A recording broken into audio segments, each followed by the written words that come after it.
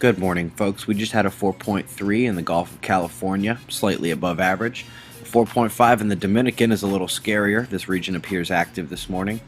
Beijing, China saw torrential rainfall in the span of just a few hours, and in another part of China, a mudslide broke and then blocked a river, now forms a small lake. Interesting article here about Titan's south polar storms. The general topic reminds me of Saturn's hexagonal north pole. It seems like weather, climate change, heat records is quite the constant here on the 2-Minute News. Well, this is a good fact sheet going beyond the heat records, beyond the United States to include the globe.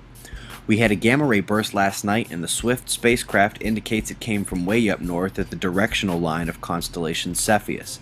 If we pull up an Ohio sunrise on Stellarium and look north as we turn on the constellation labels and set time in motion at speed, we can see for those at my latitude, she doesn't leave the sky, just circles what would be the imaginary line extending out from the North Pole.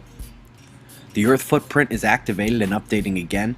This is good for two reasons. First, we like knowing where this is because when a flare occurs near the Earth footprint, its effects on Earth can be increased, including the possibility of polar radiation storms, but also because of all this magnetic portal near Earth jabber that you're hearing these days. I invite you to Google magnetic portals connect Earth to Sun and see just how old these articles are. Now, it's not only an old story, but we watch these portals regularly. For example, the footprint here presents a flare danger because that's where our Earth portal connects to the Sun.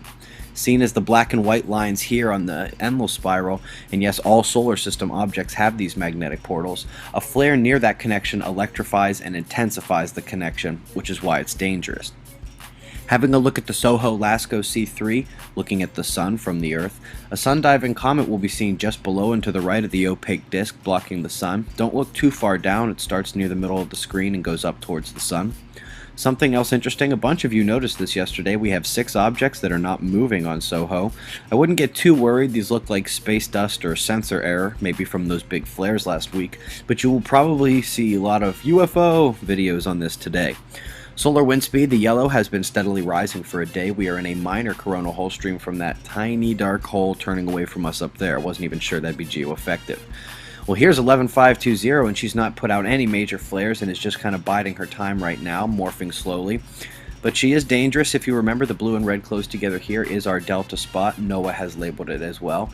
Let's keep watching, folks. Eyes open. That's the news. Be safe.